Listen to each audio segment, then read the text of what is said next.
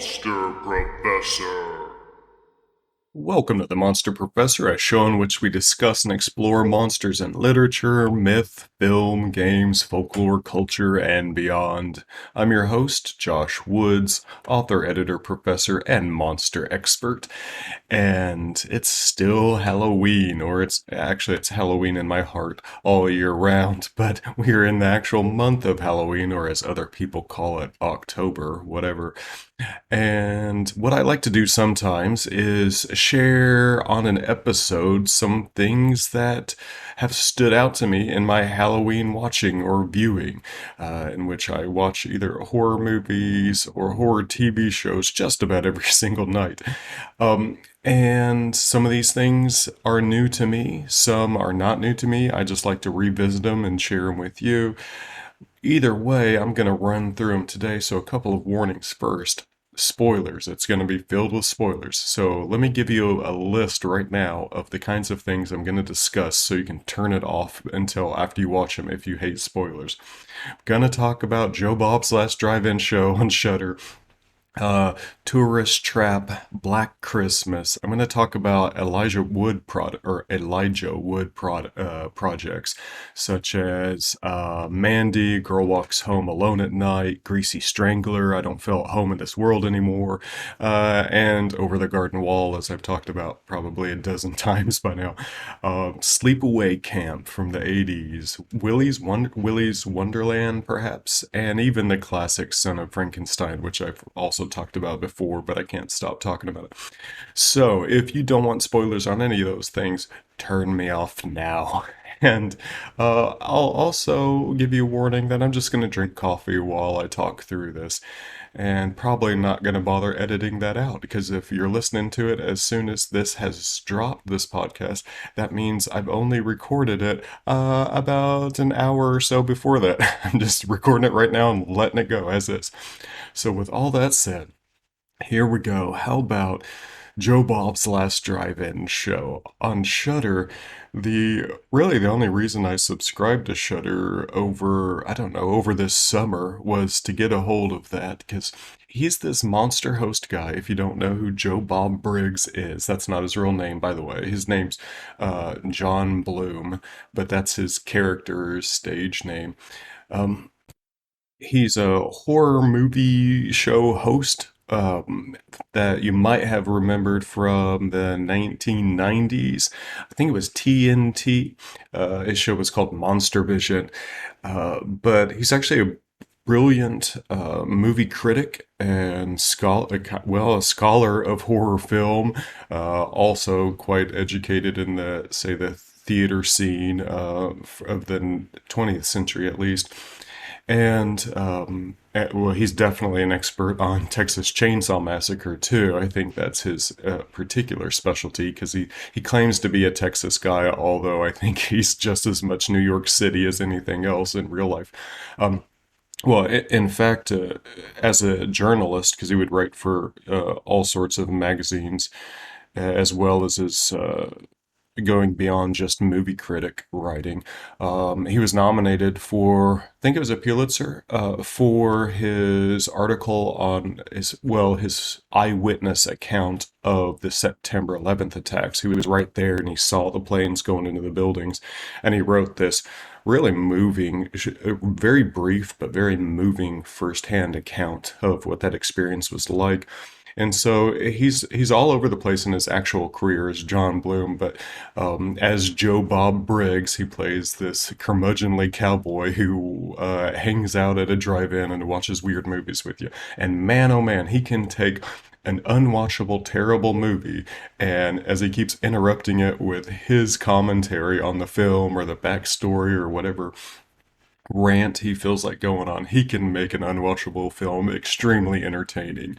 I think of perhaps something like the movie Things, which is unwatchably bad, and yet he can make it entertaining and even offer an apologia of it, an argument for why you might change your mind about how you experience that movie. And so, what a blast. He's got dozens of movies that he shows on Shudder. I think most of his selections are limited by what Shudder can get the rights to stream at any given time. Man, oh man, you've got to check that out if you haven't already. It's fantastic.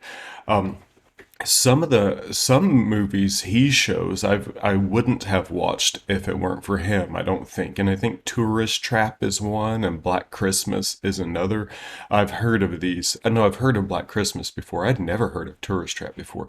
Both of those are terrible titles for their movies, by the way. Tourist Trap especially, but Black Christmas, that's just awful for what the movie is.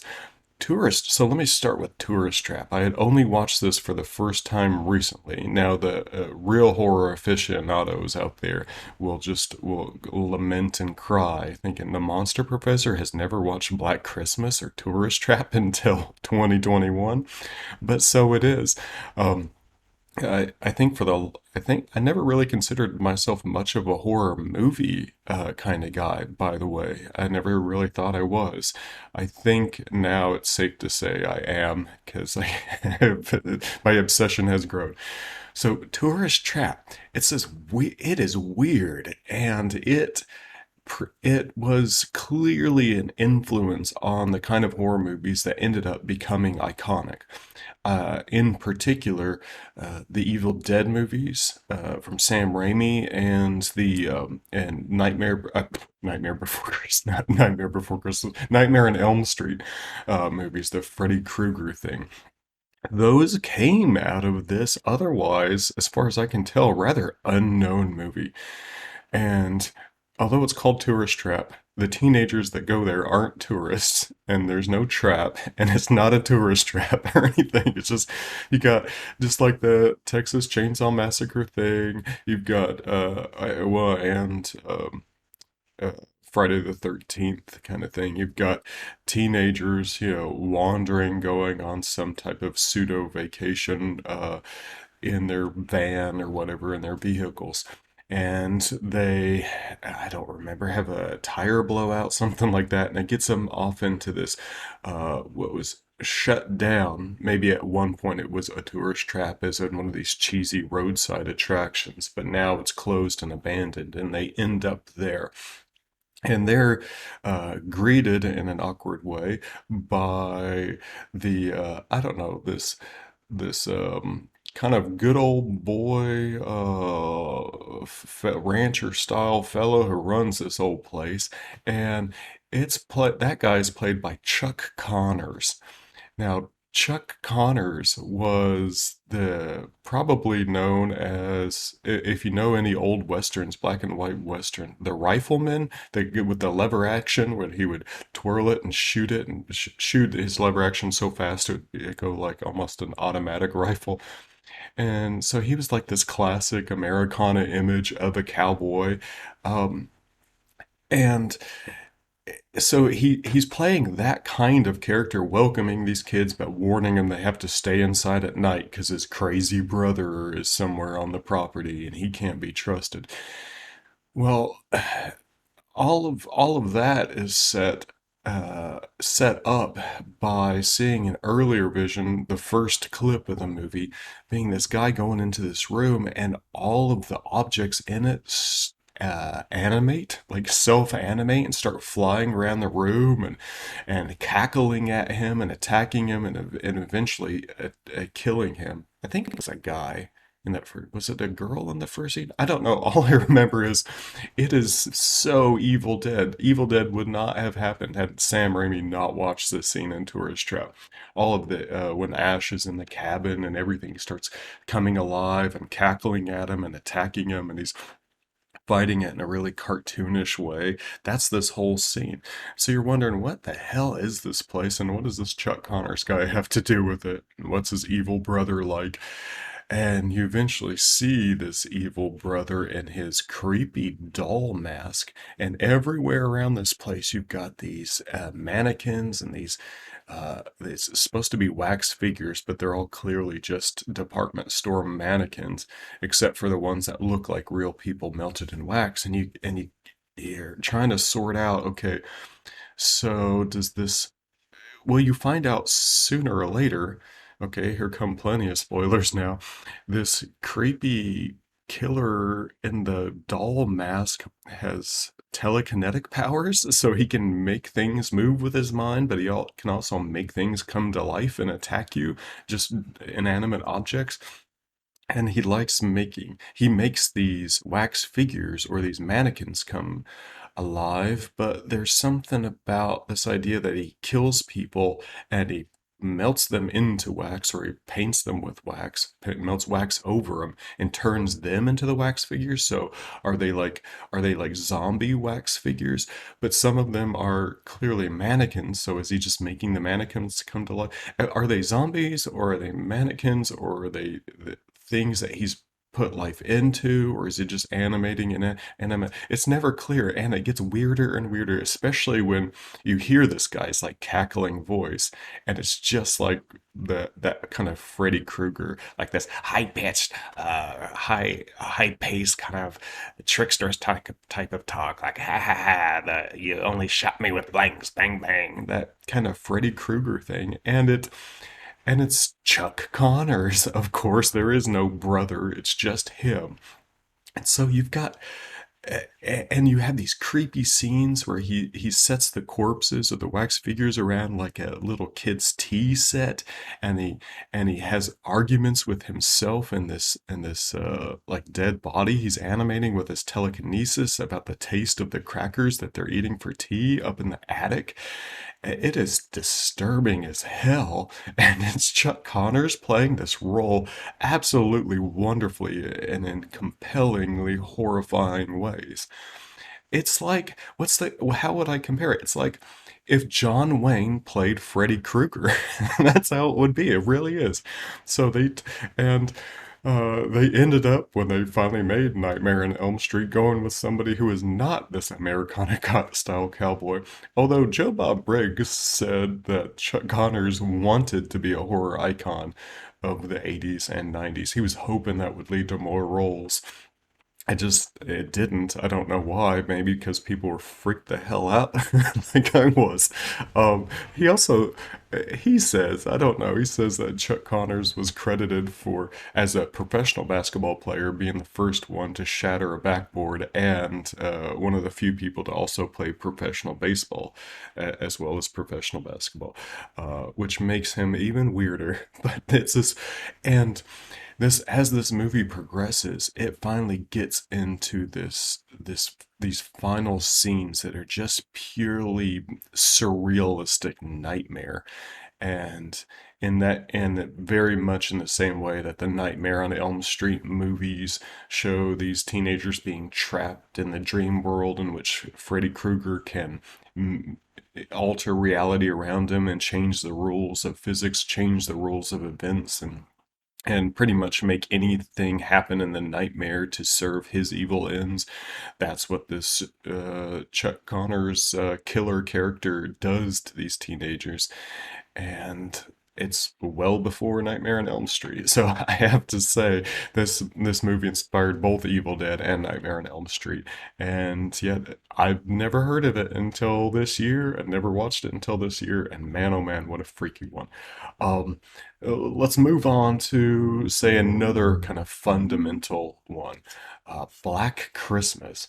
Now, I think it sounds like, I don't know this firsthand, but hearing Joe Bob and others, oh, actually, I've heard this from others as well.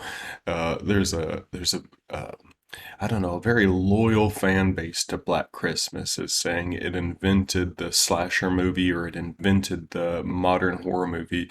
In fact, it was so much an influence or an inventor of what John Carpenter eventually did in 1978 with Halloween that some people like to think it's the prequel to Halloween. Uh, no to all that, except it was indeed um, one of the first movies to do the kinds of things it was doing, and maybe not one of the first. Maybe the best way to say is it created some iconic elements that stick with us to this day. Uh, One of those being this kind of point of view shot of the killer, although I think you kind of get that in Psycho. so it's not new to that. Uh, but it probably had an influence on some of the cool scenes in Halloween 1978. And the calls are coming from inside the house element. That, as far as I know, came up in Black Christmas. Ever so briefly, I'll try to be, I'm bad at being brief, but ever so briefly, it's set in a sorority house over Christmas at some university, and it's not like you think it is if you know about horror movies and sorority houses. It's not just a brothel with boobs everywhere. Probably to some people's disappointment when they think they're going to watch a horror movie set in a sorority house, it's actually just a whole bunch of rather conservative girls, except for the one Lois Lane from Superman. Uh, and yet, in this, something's going on where people are getting picked off and killed, and that's set up beforehand by these obscene phone calls that keep coming to the house, and the girls kind of answer it and all gather around the phone and listen. I don't know, perhaps out of boredom, curiosity, fear. They do end up being quite disturbing and obscene. The person on the line, either it's many people on the line and people of different ages and sexes, like men and women, children screaming, some guy uh, like making lewd or horrifying threats over the phone. It is kind of disturbing when these phone calls come up. And uh, and you can, and in the movie, the girls start getting killed, but the killer, and you can never see who it is carrying these girls up to the attic and preserving them there. And so you can see that the killer is somebody who has access to the inside of the houses and might very well be living in the attic. The main girl in the movie is played by Olivia Hussey, of all people. And she's probably most famous for being Juliet, as in the Romeo and Juliet from the 60s, that movie, or I think it was called Love Story, like love means never having to say you're sorry. I know her best as Mary, as in the mother of Jesus in the Jesus of Nazareth movie or movie, long form television show thing or limited series. I don't remember what it was really. I guess it was just a very long movie, which was actually really well done. And so the one major plot point that gets us into some fascinating details is the cops actually are trying to help, as in, unlike many other horror movies, and they're trying to trace the phone call when it comes in. And so Olivia Hussey's job is to keep this psycho killer on the phone. And since it's 1974, I think that movie came out, then the tracing a phone call or managing a phone call is a very manual process. And so you get these scenes of going into almost like a warehouse of aisles and aisles of all these phone lines and gears. And as soon as the phone call comes in, the this operator guy has to run up and down the aisle and track the cord to find out exactly which box is whatever. I don't know how you say it. It's not broadcasting the call, but anyway, he has to physically trace the call through this warehouse of wires and gears. And of course, there are a couple of false starts, and it's building up this tension and tension to find, can we finally track down this killer using the technology of phone? And they finally do. And what do they realize? They report to the cops that the call is coming from another line that is inside the house. Like the call, and so the whole big plot, the suspense of it is not only which person is the killer, but the big plot point is the call is coming from inside the house. And then that continued to be an iconic trope for a long time, even among people who had never seen Black Christmas and never knew where that came from. And I am one of those people until recently. The other thing they play with is is which person is the killer, and they give you some good reason to think that at least a couple of different people are the killer, especially one, and that ends up causing Olivia Hussey to finally murder him in self-defense when he's coming after her. Of course, by the end, you get to see that the killer was not harmed at all, not involved in all those suspects. In fact, the killer is someone we've never even met. That was a big failing, I think, of the movie. You don't get an iconic image of the killer. You don't get a chance to figure out who the killer is. You just get a very annoying and disturbing voice of the killer. So I think in that regard it fails, but the quality of the movie, the quality of the pacing of it, the shots, the images, it's all surprisingly good. And so I would say check out Black Christmas if you're interested in seeing the kind of the roots of horror. It's not the same kind of surrealistic freak out pseudo mess, but brilliance, wild brilliance that Tourist Trap is. It's something that's much more refined and controlled, and well done, I think. I had mentioned Elijah Wood projects and it's taken me a while to realize that apparently I'm a huge fan of what Elijah Wood is a huge fan of. Elijah was a child actor, and then he worked really hard to fight his way into the Lord of the Rings movies, and I think that ended up becoming the most popular thing he did, or what he's most known for. And I appreciate that. All the people who tried really hard to get into the Lord of the Rings because they love it, they love the book so much. Nick Offerman, by the way, also known as Ron Swanson, a huge Lord of the Rings fan, and tried really, really hard to get the role of Samwise Gamgee. And I love Sean Astin in that role, but it really does make me want to see the alternate version in which Nick Offerman gets to play Samwise. Sean Astin, by the way, son of the Gomez Adams from the TV show Adams Family, and Patty Duke is his mom. He looks more like Patty Duke. Um, Off track. Where am I? Oh, yeah. So Elijah Wood. If you've listened to my talking about any Halloween things in the past, you know how much of a fan I am of the brilliant, ever so brief, far too brief, but brilliant Over the Garden Wall. This animated series of shorts, like 10 minutes, and there's only like eight episodes or something like that, 10 minutes each. And it's just absolutely fantastic in so many different ways. I have gone into detail about it before. I won't again, except to say that if I ever kind of became an influencer, or is that the term for it, became somebody who had some pull and was able to do projects with the people they'd want to do, high on my list would be working with the creators of, well, one creator in particular, of Over the Garden Wall, to make an Over the Garden Wall season two, or chapter two, or book two, or whatever you want to call it. But and he was also in other movies that I think were passion projects for him too. One in particular that I don't know how many times I've rewatched this one, but it's I Don't Feel at Home in This World Anymore. I'm pretty sure it's streaming on Netflix, and it is so funny. It is so good. And I think in part because those two main characters are basically me and my wife, or at the very least, I am a little too disturbingly close to the weird character that Elijah Wood plays so well in that movie.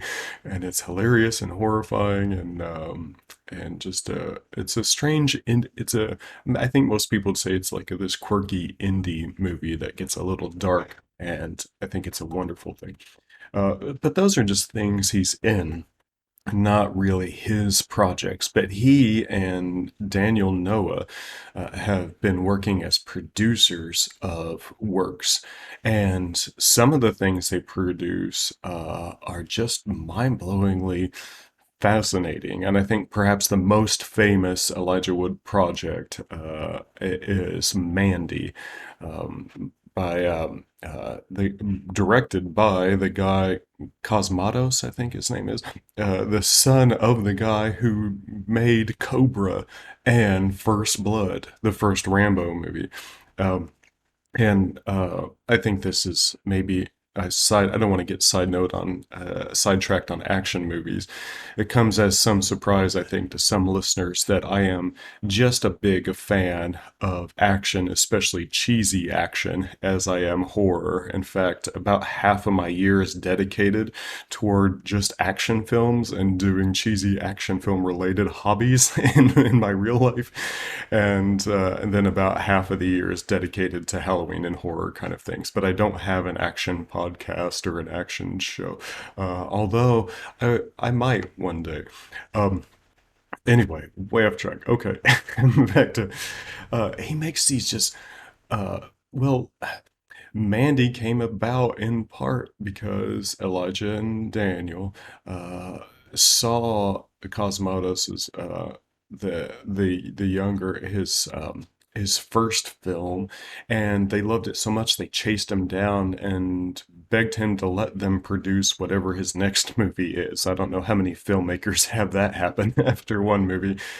And this project he had in mind was Mandy, and Elijah wanted Nicolas Cage to play the lead in Mandy, and Panos Cosmatos was like, "No way! That doesn't make any sense. It doesn't work at all." And Elijah fought and fought and fought, and finally got Cosmatos to relent and got Nicolas Cage in the movie, just because one, he admired him so much and thought he was just this brilliant kind of raw energy actor that he wanted to see in a movie like this. And two, well, that was about the main reason for it. And so, if you like Mandy, you have Elijah Wood to thank for it. A Girl Walks Home Alone at Night, which is a good title, I think, is this dream-like, very stylized kind of indie horror set in this, I don't know, this dream-like Iran or Iraq or something like that, about this, well, a vampire. It's a vampire love story. And and I think in some ways it's a nicer version of a much weirder film that they put together years back called The Greasy Strangler. And watching this movie, The Greasy Strangler, I was trying to figure out what in the hell I was watching at all, and it was not until my wife would clarify it for me. Basically, it's a movie in the John Waters tradition, and I'm like, oh, I get it now. I get it now. It is. It could be like a sibling or at least cousin of, say, John Waters' Pink Flamingos. That's how messed up this thing is. But God Almighty, if it isn't entertaining. I kind of don't want to tell you what in the world happens in Greasy Strangler, and I think that if you watch it, you probably won't like it. If you listen to this show and you like the things I like, you might not like that at all. So I will not recommend it, but I will just say I loved watching it. How about, oh man, I wanted to get this done in about 30 minutes. I might take 40 because, let me say, oh, I know. Okay, I'm going to talk about Sleepaway Camp. Now, this is the one that, for many people, if you really hate spoilers, definitely, and you haven't watched Sleepaway Camp and you don't know anything about it, definitely stop listening to this until after you watch Sleepaway Camp. I had known about it. I'm pretty sure I saw Sleepaway Camp 2 or something like that years and years back. I didn't really, apparently I'd never seen Sleepaway Camp. So it was one of these things that I thought I had, but I had not definitely when we started watching it. Only earlier this year, maybe late last year. I don't remember. No, earlier this year. And so just watched it for the first time. It's this wonderfully it's that wonderful kind of camp horror atmosphere. It's really well done. Some mysterious person, and then you get the idea that it's probably one of the kids who are the campers is killing off people one by one, especially people who are mean to this one a girl, our main girl, who's the is this little kid. She's there with her brother, who's mouthier and more social and hot tempered, and she's just kind of this like uh, quiet or almost mute. A fully quiet alien-like girl who just stands or sits and doesn't really involve herself in much, and she seems kind of either traumatized or insane or cold-souled or something like that. Anyway, and so every time somebody is mean to her, then later alone, a killer gets them. And so that continues. There's nothing too remarkable about that, except while watching this, it's extremely low budget, but well done. And then every time you get to a special effect, especially a corpse, man, oh man, it is so well done. Like for such a low budget, it is better special effects or better effects and makeup than you'll see in top budget, top list Hollywood movies of the era. And I just kept being so impressed with this that the makeup effects get to the end credits and I see the guy who does the makeup effects through this whole thing, Edward E. French. And French, I'm like, my God, I had him on my show already. He was on an earlier episode of the Monster Professor podcast in which I was talking with him about his other movies that he had done and got awards for, but just as much about as that, his narrations that he does on YouTube, where he takes horror stories or gothic stories or sometimes whole novels and he reads them and he does them so well. That's what really got me interested in talking with him. Turns out he's the same guy who does special effects, so we talk about that too. But I had no idea that he is the guy behind this horror classic and these iconic images, especially the iconic image at the end of Sleepaway Camp, when after she finally beheads this boy who tries to be her boyfriend and she's caught standing naked out at by the beach of a lake. She's out there naked holding the severed head of her boyfriend, and now that she's naked with the knife in her hand and her this frozen face of like rage or terror or this demonic look that she has on her face with her mouth wide open and a silent scream and her eyes cut to the side, and then you can see her male member or her male genitalia. It was clearly a boy all along. And they were original plan was to get that poor young lady who is playing this main character to stand out there naked, but with a prosthetic of male genitalia on. And Edward E. French was molding that. And at the last minute, the directors realized and producers realized how terrible of an idea that was going to be. And so they're like, let's just make her face as a mask and put it on some college dude that will pay $20 or $100 to stand out here naked in the cold. And so he makes this prosthetic mask of her the face and then puts it on this dude. Anyway, so one of the most iconic horror makeups of all time. Perhaps not always for good reason, perhaps just because it's so freaky and weird on a low budget. So I don't know how proud Edward E. French is of that work, and I haven't yet invited him back on to only talk Sleepaway Camp with me. Maybe Chud too, because he worked on Chud as well. Uh, but I hope he is proud of it because it actually is brilliant. And well, I want to mention two more before I close out here. Willy's Wonderland. I'll just say about Willy's Wonderland. It's elegant. And it might not seem like it if you just seen what it seems to be about.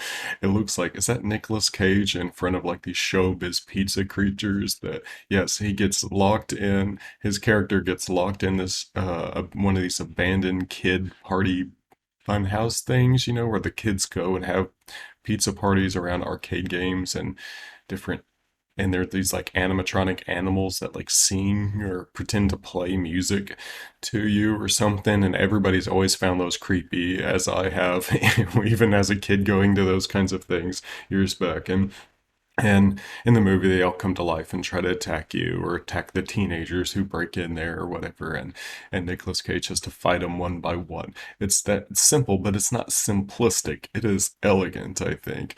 It is, in other words, way better than it should have been, and way better than it has any right to be.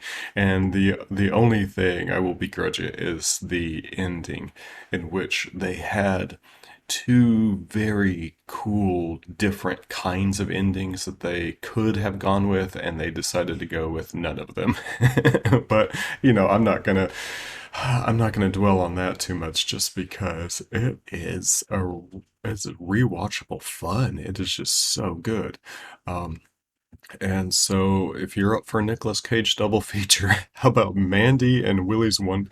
Maybe start with Willie's Wonderland and then end on Mandy. Oh, how about let's just close out with a longtime favorite of mine, Son of Frankenstein. I don't really care about James Whale's Frankenstein. I don't care about Bride of Frankenstein. They're cool, they're iconic, they're powerful. They just don't capture me as a movie like Son of Frankenstein did. And I think Son of Frankenstein might, in many ways, be just as iconic as the original James Whale Frankenstein, in part because you know a lot about what happens in that movie, even if you've never seen that movie. If you've seen Mel Brooks's Young Frankenstein, it's pretty much not a well, it's not about Frankenstein. It's not a spoof on Frankenstein or Bride of Frankenstein. It's a spoof on Son of Frankenstein. It has even the same specific characters and setup, narrative, dynamic. The structure of it, like the setup of this son of Frankenstein, or actually grandson of Victor Frankenstein, coming back to this Baravian town where the townsfolk are against him because they're afraid he's going to start dabbling in his grandfather's dark arts, including the burgomaster with one wooden arm. All of that son of Frankenstein, that's essentially the setup there.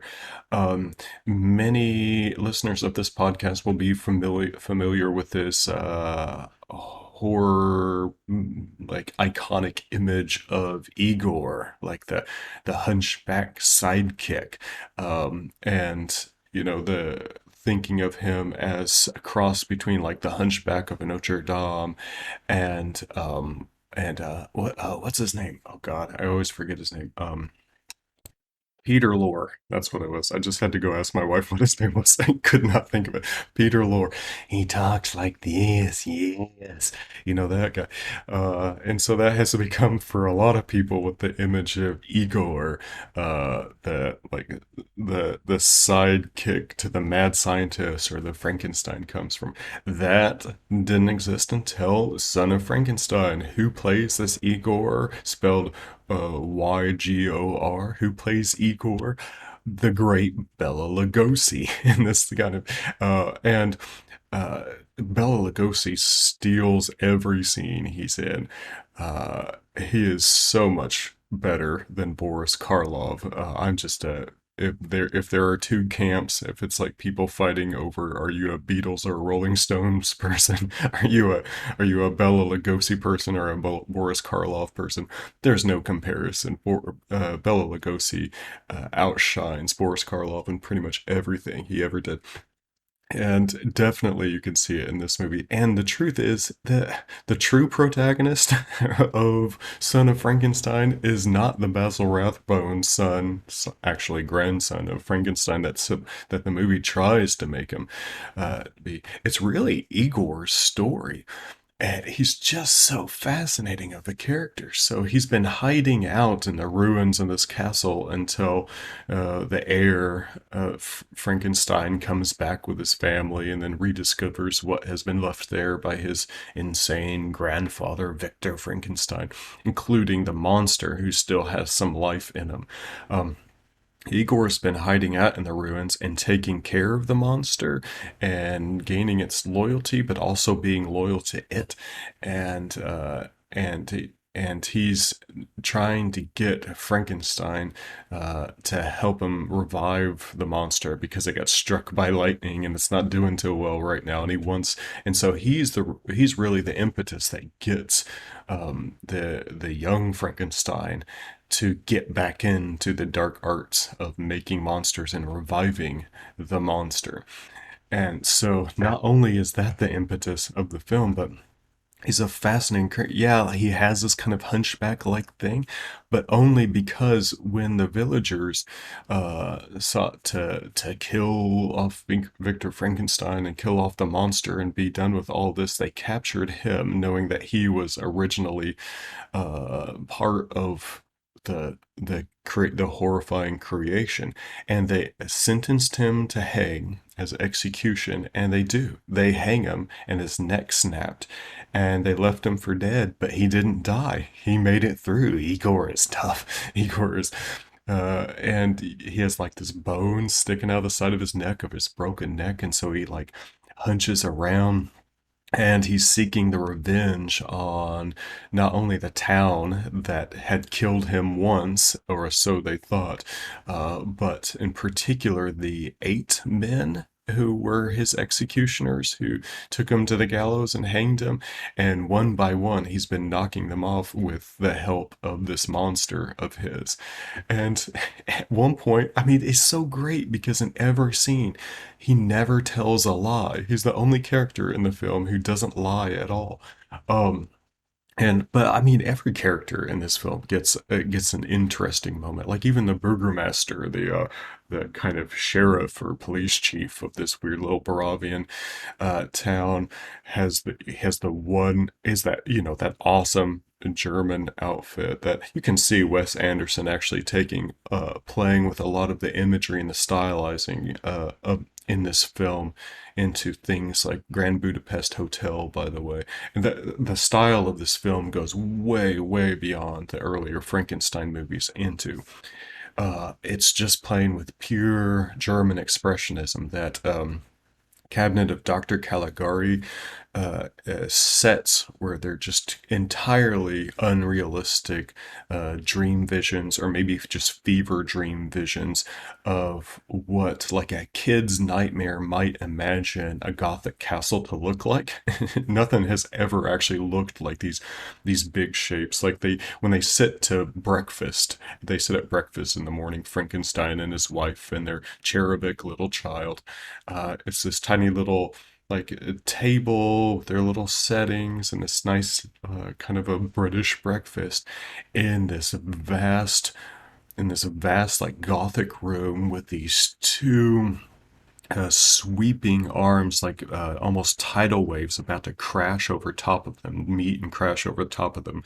And they end in these horrific boar heads. And in the belly of these tidal waves coming after them are these two huge fires. And that's just the scene where they eat breakfast. I mean, it is visually just absolutely stunning and strange. And then you have all these characters like that burgomaster, who is being chided by the young Frankenstein, like, oh, these are just myths and tales. There was never a murdering monster. And then he realizes that this burgomaster has a prosthetic arm because as a child, that Frankenstein monster had ripped his arm clean out of his socket. And this is something that he has never forgotten. And he has a personal grudge against it. Like he wants to make sure it dies for good or never comes back, like Ahab, right? Or like Loomis in 1978 Halloween. And so you have a character like that, and then you have Igor, and he even gets subpoenaed by the town court, the very people who executed him to hang, and to find out what's going on up at the Frankenstein castle. And he goes in, sits down in the witness booth, and just tells the truth as always. And he's always this in the sheer delight of everything he has to say. They're like, what's going on up there? He's like, oh, it's, I don't know, like sparks and bubbles and vials and gears, and I don't understand it all. Because he doesn't know, but he just knows that that's whatever it takes to get his buddy, his friend, his monster back up and going again. And other people in the courtroom are disturbed that he's like, we already executed this guy before and he's been alive the whole time. What happens? What can we do about it? And they're trying to sort out the legal aspects of it or the legality of it. And they kind of come to the conclusion that if they've already sentenced him to hang and they did hang him, then that's just water under the bridge. They can't legally do anything else to him right now, not unless he does something new. That's a crime. And the whole time he's laughing and cackling that of his 8 hangmen, only he has outlived 6, and he's gonna see to it that he outlives the other 2 as well. And that's his motivation through this thing. And there are further layers to this movie as well. It's just absolutely brilliant. So classic horror, classic, the original Bela Lugosi Dracula, made by a Kentuckian. The director, I think, is an absolute must-watch classic. But Son of Frankenstein is absolutely that as well, and I will put that above the other Frankensteins. I know many purists will hate me for that. Hate away, because I that's what I like. Um, so, man, that was okay. 45 minutes of talking about things to watch for Halloween. And sorry if you stuck with it and I actually did spoil or ruin things for you. But I hope you enjoy these things as much as I have. So, if you've made it this far, good job. You've made it through a more chaotic than usual episode of The Monster Professor. So, happy Halloween.